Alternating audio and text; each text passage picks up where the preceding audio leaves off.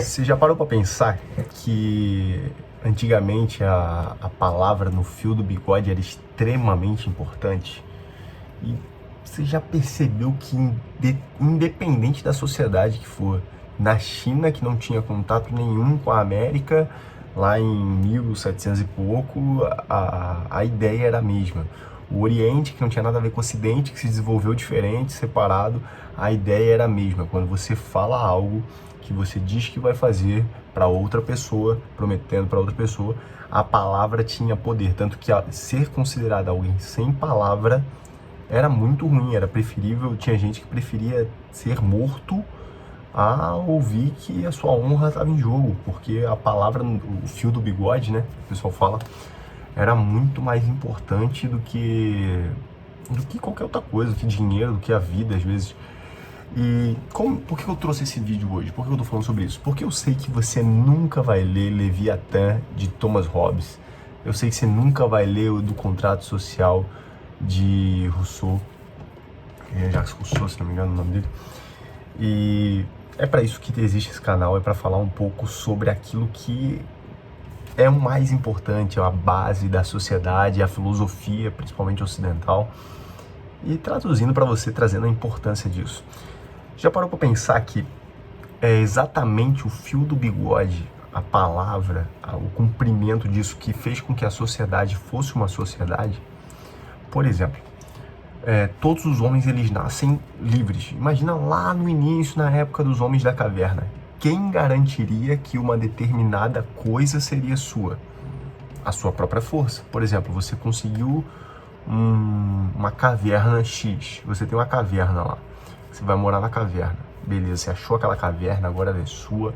Quem te garante que aquela caverna vai continuar sendo sua? A sua própria força. Porque quando outra pessoa, ou até mesmo outro animal, um urso, um leão, queira pegar aquela caverna para se tornar a sua toca também, porque ele achou que aquele ali realmente é um local muito bom, eles iriam utilizar a força. E daí começa uma briga, até que um foge ou morre, ou fica extremamente ferido ao ponto de sair dali. E é isso. Então a vida selvagem não tem o fio do bigode, não tem o valor da palavra. Ou seja, não tem o valor dos contratos, dos pactos feitos.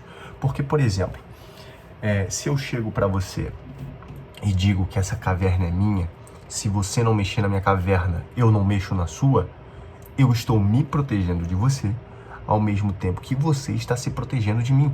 Assim, eu e você fizemos um pacto. Eu prometo que eu não te ataco. Se você prometer não me atacar, eu prometo não te atacar.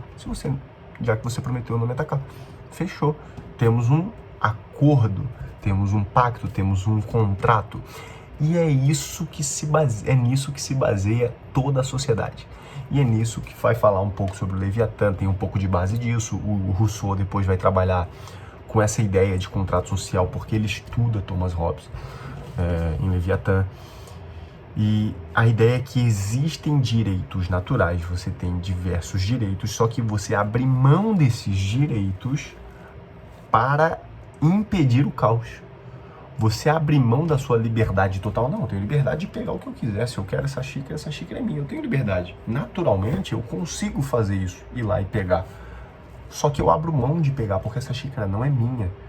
Mas eu abro mão desse meu direito. E para isso, o outro também não vai pegar esse livro que é meu. Porque é meu, de alguma forma, hoje em dia, hoje na sociedade atual, mas a sociedade se baseia nisso, hoje em dia eu consigo dizer que esse livro é meu. Eu comprei, tenho nota fiscal, tenho tudo, é meu. Então ninguém mexe, assim como eu não mexo nessa xícara que não é minha. É um exemplo. Então, a sociedade, qual que é a ideia? A sociedade, ela cria um ser, e até hoje no direito a gente chama de ente, ou seja, a entidade é uma pessoa jurídica, que se chama Estado. Essa pessoa ela é forte porque ela é um coletivo de todas as pessoas. Hoje o Estado brasileiro ele é um coletivo de todos os brasileiros. Então você faz o Estado, se cria-se o Estado. Então a gente criou essa fantasia, essa imaginação, porque essa pessoa de fato ela não existe, nós criamos essa imaginação e trabalhamos dentro dela, porque essa pessoa, por ser um coletivo de forças, um coletivo de seres humanos que decidiram abrir mão dos seus direitos, Então nós decidimos, por exemplo, ao votar no legislativo, nas pessoas que compõem os deputados federais, os senadores, os vereadores, eles vão fazer leis. E essas leis, nós entendemos o seguinte, ó, eu não votei naquele cara, mas a maioria votou naquele cara, e aquele cara hoje, ele é o cara que escreve as leis. Então, por mais que não seja o cara que eu quis escolher, quem mandou foi o coletivo. E eu abro mão dos meus direitos para poder seguir aquilo ali, porque aquilo ali também me garante proteção. Entendeu a ideia?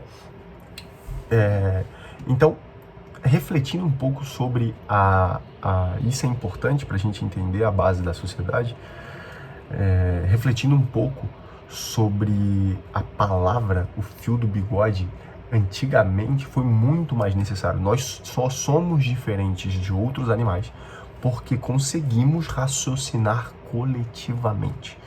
Como assim, Gabriel? Nós conseguimos raciocinar, nós conseguimos ter ideias de consequência e razões e saber as causas daquilo que aconteceu. Então nós sabemos que se fizermos isso de novo, tal coisa vai acontecer. E com tudo isso, conseguimos conversar como uma sociedade e trabalhar coletivamente. Interessante, né? É um vídeo só para explicar sobre isso, sobre o poder da palavra, e não é poder da palavra de forma mística, nossa, porque se você falar, as energias vão se convergir. Não, não é isso. É pela necessidade. E é onde você perde muito na sociedade, quando você fala algo que vai fazer e não faz. Por isso que alguém que trai no matrimônio, ele é alguém muito mal visto na sociedade. Por mais que a gente fica brincando com o corno, que é o cara que foi traído, na verdade ninguém acha feio o corno, é uma brincadeira. Mas dentro de nós achamos feio e reprovamos a atitude de quem cometeu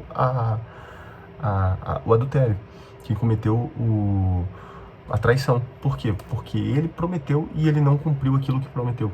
E por isso, há uma grande importância, nós que estamos vindo, somos novos, imagino que você que está me vendo aí também tem essa ideia de mudar a sociedade, melhorar o Brasil.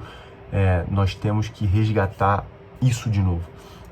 Nós viemos aí, você olha para trás, o Brasil ele é feito de promessas vazias. E por isso a classe política ela é tão desacreditada.